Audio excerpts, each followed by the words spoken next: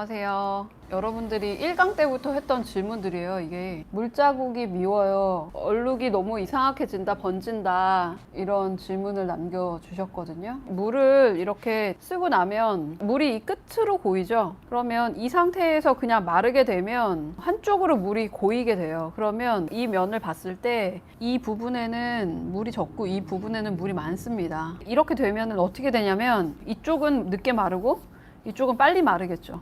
이쪽이 다 말라버리기 때문에 이 얼룩이 이렇게 생겨요. 이런 식으로 물이 이렇게 고여서 이쪽으로 퍼져야 되는데 고르게 퍼지지 않아서 생기거든요. 책상에다 놓고 하셔서 더 많이 생겨요. 이젤에다 했을 땐 이런 기울인 상태로 할 수가 있어요. 붓에 있는 물기를 완전히 빼주고 여기에 붓을 대고 계세요. 그러면 흡수가 다 되죠, 붓으로. 이게 중요해요, 생각보다. 이렇게 하면 깔끔한 거를 표현을 할 수가 있어요. 물자국 남는 거에 대해서 되게 스트레스를 많이 받으세요. 스트레스 안 받고 하시려면 이젤에다가 세워서 작업하시면 됩니다. 작은 거 되게 싸요. 저렴한 것들이 많이 있어요. 테이블에다 놓고 하는 이젤들이 있거든요. 옮겨 다니면서 이제 작업하기가 힘드니까 그런 거를 쓰시면 될 것 같아요. 얼룩에 대한 거는 그렇게 해결을 하시면 좋을 것 같습니다. 인물 수채화 채색이 어렵다고 말씀하셨는데 피부 표현할 때 굉장히 명암을 많이 넣어야 된다고 생각을 하셔서 어려워들 하시는 것 같아요. 명암을 너무 많이 넣으면 되게 마르게 보이거나 아니면 조금 다친 것처럼 보일 수 있어요. 멍이 들거나 이런 것처럼 보일 수가 있는데 피부 표현 같은 경우에는 그냥 되게 간단하게 제가 설명을 드릴게요. 레드 브라운이나 이제 번트 시아나 같은 이런 색감을 추가하시고 동양인을 그리실 때는 그냥 번트 시아나 하나 정도만 쓰셔도 괜찮아요. 되게 얇게 있잖아요. 너무 진하게 바르시면 힘들어요. 그래서 되게 얇게 바른다는 생각으로 이 전체에다가 발라주세요. 그냥 한 번 발라주시고 물이 고이지 않게 하는 것이 관건이에요. 이게 마른 다음에 이 위에다가 그냥 살짝 어두운 톤 표현을 하시는 게 좋죠. 네, 이런 식으로. 그러니까 마르기 전에 하실 거면 되게 흐리게 하셔야 되고요. 그 다음에 마른 후에 하실 거라도 되게 흐리게 하셔야 돼요. 풍경화를 그릴 때 물을 화면에 뿌리는 경우가 있는데 어떤 시점에서 뿌리는 것이 좋은가? 그런 질문이 있었어요. 분무기를 가지고 다닙니다. 커피를 타가지고 여기다가 색을 뿌리기도 하거든요. 커피색을 뿌리면은 황토색 같이 이렇게 나와요. 어떨 때 물을 뿌리면 효과적인지를 알려드리는 게 더 답이 될 수 있을 것 같아요. 하늘을 이렇게 그리고 나서 분무기를 뿌렸어요. 분무기 뿌린 데에 하얀 점이 생기고 있는데 이렇게 눈 오는 거를 표현할 때 좀 쓰고, 제가 갖고 있는 분무기는 약간 미스트 같은 그런 거라서 점이 크게 표현되지가 않아요. 점을 좀 더 크게 표현하고 싶으시면 꽃에 물 주는 분무기 있죠. 그런 거 아니면 다림질 할 때 쓰는 분무기 이런 거 쓰시면 훨씬 더 잘 표현이 돼요. 분무기 자체를 제가 즐겨 씁니다. 그래서 물을 그냥 위에다가 이렇게 좀 뿌려 놓고 나무 같은 거를 표현한다고 할 때 백붓으로 이렇게 먼저 칠해 놓으셔도 좋은데 이렇게 분무기로 하시면 이 그림 그린 게 손상되지 않으면서 위에 이렇게 뭔가 표현할 수가 있겠죠. 웻 인, 웻 기법이 되게 할 때 되게 잘 표현이 돼요. 이렇게 하고 여러분들이 이게 내가 이렇게 빨리빨리 못하니까 나는 그림이 마를 것 같아 이러신 분들 있잖아요.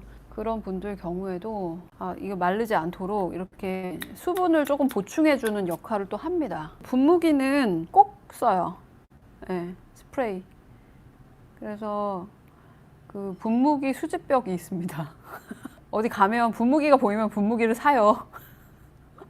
그래서 그리고 그 분무량이 어떤 분무기 종류에 따라서 다르더라고요. 두껍게 쓰고 싶어 이러신 분들은, 이거는 미스트용이잖아요. 그 얼굴에 뿌리는 용이에요. 화장품 대용으로 쓰는 그런 거 싫으시면 다른 거 하셔도 돼요. 더 눈이 나는 펑펑 내리게끔 하겠다 이러면, 지금 여기 보시면 눈 오는 거 같죠? 숲에 눈 오는 거 같죠? 붓으로 물을 더하는 거하고 분무기로 물을 더하는 거는 약간 달라요. 뭐냐면 붓으로 물을 더한다라고 하면 부분적으로 물을 추가할 수가 있어요. 붓은. 분무기는 전체적으로 물을 추가할 수가 있고, 처음에 흰 바탕에다가 물을 이렇게 칠해주는 용도로는 사실 붓이 제일 좋아요.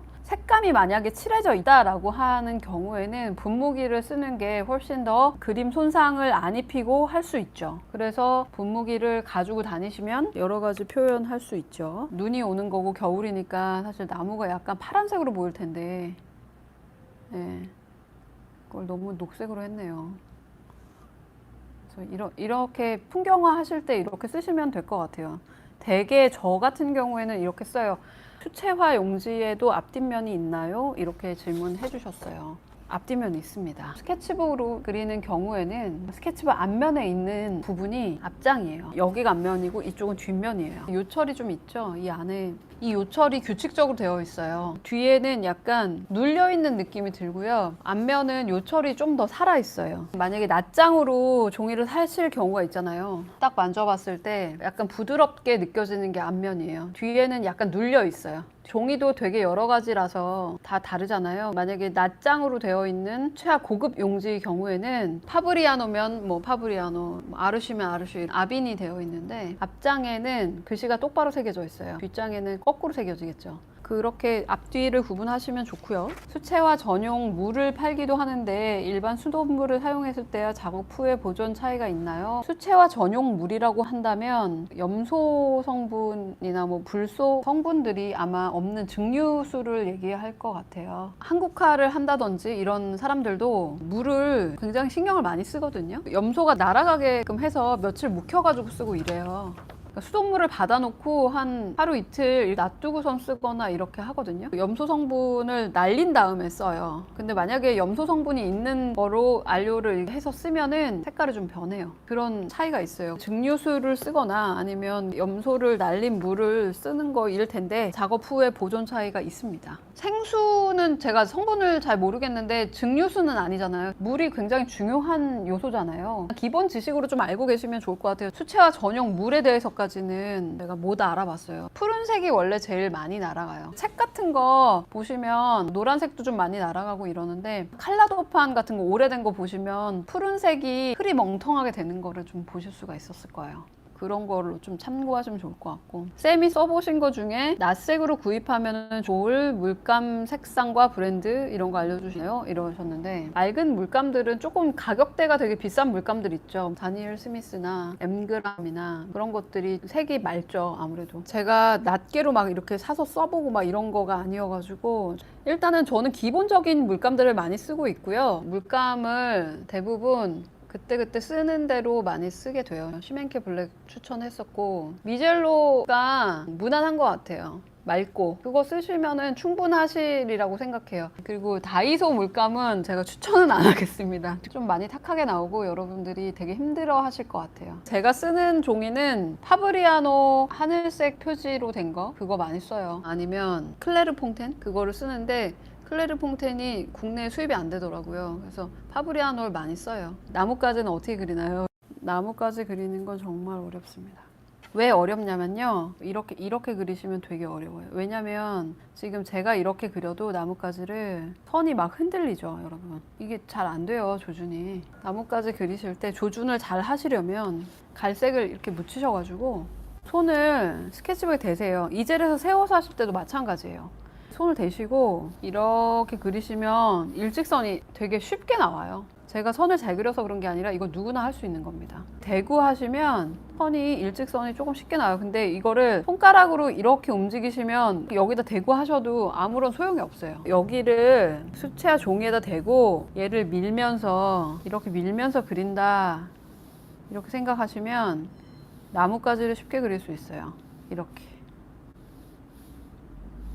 이걸 나중에 한번 해보세요. 풍경도 사진을 보고 그리면 실력이 좋아지나요? 사진 보고 계속 그리면은 거리감이 안 날 수 있어요. 직접 풍경을 좀 보고 그리시는 게 좋고, 만약에 나가서 내가 풍경 그리기가 좀 여의치 않다라고 하시면 그 풍경을 보고 오신 다음에 뭐 사진을 거기서 찍어 와서 그리시는 거는 괜찮은 것 같아요.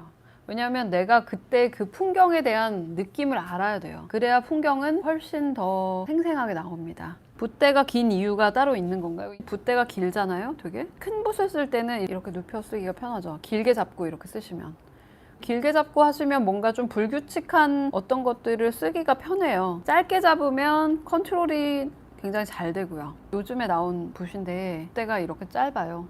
그거는 컨트롤하기가 좀 더 좋게 만든 것 같아요. 이 털 자체가 또 동물 털이기도 하고, 다람쥐 털 붓 되게 궁금해 하시잖아요. 이게 컨트롤이 잘 안 돼요. 그래서 멀리 잡고 하는 거는 훨씬 더 컨트롤이 잘 안 되기 때문에 짧게 만든 것 같아요. 이거는 제 생각이에요. 동물 털 붓 같은 경우에는 얇은 붓 위주로 써요. 책이나 영상으로 그림을 많이 보는데 보는 것만으로도 실력이 향상될까요? 보는 것만으로 실력이 향상되진 않아요. 보는 눈이 높아지긴 해요. 많이 보시면 마치 내가 되게 쉽게 할 수 있을 것처럼 생각이 될 수도 있어요. 너무 많이 보는 거는 오히려 위험하다고 생각을 하는데, 그만큼 좀 해보셨으면 해요. 왜 안 되지? 하는 거에 대한 어떤 질문들을 좀 쌓아가시고, 요새는 되게 정보가 많잖아요. 그 정보들이 되게 좋은 정보도 있고 너무 얇은 정보들도 있고 해요. 그렇게 쉽게 될 것 같지만 되게 잘 안 되고, 영상 같은 경우에는 100% 다 보여드릴 수가 없는 게 되게 많이 축약되고 실제로 보는 거랑 되게 다르더라고요.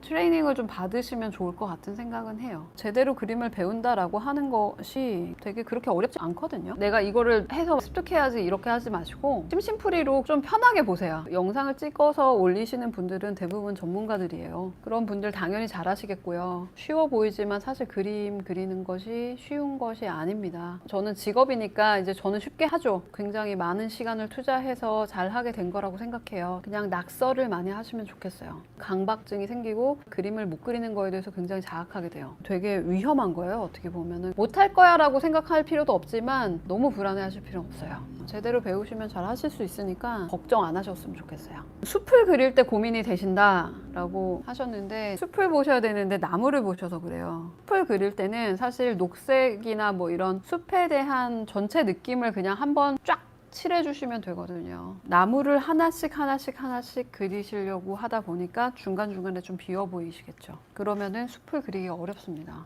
여기다가 조금 더 추가를 한다고 하면, 아까 제가 물 뿌려가지고 하는 거 알려드렸잖아요. 이렇게 하시고 지금 젖어 있는 상태죠. 이 위에다가 또 이렇게 한 레이어를 더 쌓아주세요. 그러면은 숲이 표현이 되겠죠. 많게 보여요, 나무가. 이렇게 하시면 이 레이어가 이렇게 겹치면서 한번 그냥 놀아보세요. 집에서 댁에서 놀아보시면 아, 되게 편하다 뭐 이런 생각 하실 것 같아요.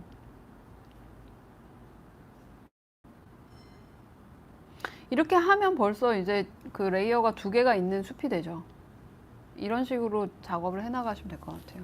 그 다음에 빛을 잘 그리고 싶다고 하셨어요. 빛을 잘 그리는 건 정말 어려운 것 같아요. 빛을 잘 표현하려면 사실은 색을 잘 표현해야 되는데, 색이라 함은 낮 시간, 아침, 새벽, 저녁, 밤 이렇게 시간대별로 사실 빛이 다르잖아요. 이 색을 되게 잘 써야 됩니다.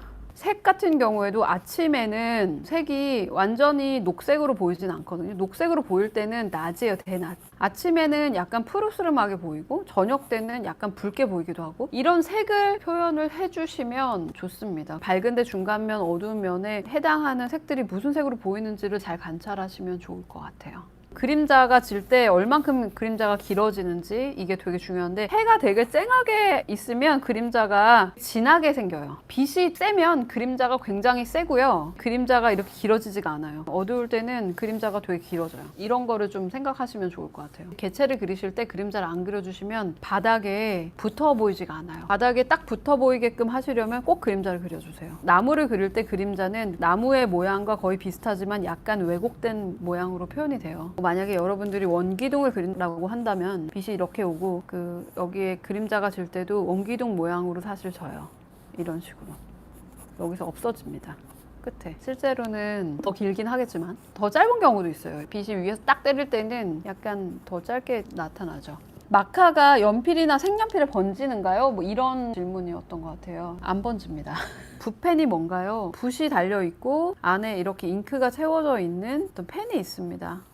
그걸 붓펜이라고 하는데, 그런 펜을 쓰시면서 드로잉을 하시면 되게 좋을 것 같아요. 백런 같은 게 자주 일어나서 번지는 거 조절을 맘대로 하기가 힘들다. 번지는 거는 원래 조절하기가 좀 힘들어요. 물이 말라가는 타이밍, 물이 완전히 젖은 상태, 말라가는 상태, 완전히 마른 상태, 이 세 가지 상태에 대한 거를 아셔야 된다고 제가 말씀을 드렸었던 것 같아요. 오늘 여기까지 하겠고요. 12주 동안 너무너무 감사드려요. 다음에 찾아뵙도록 하겠습니다. 감사합니다.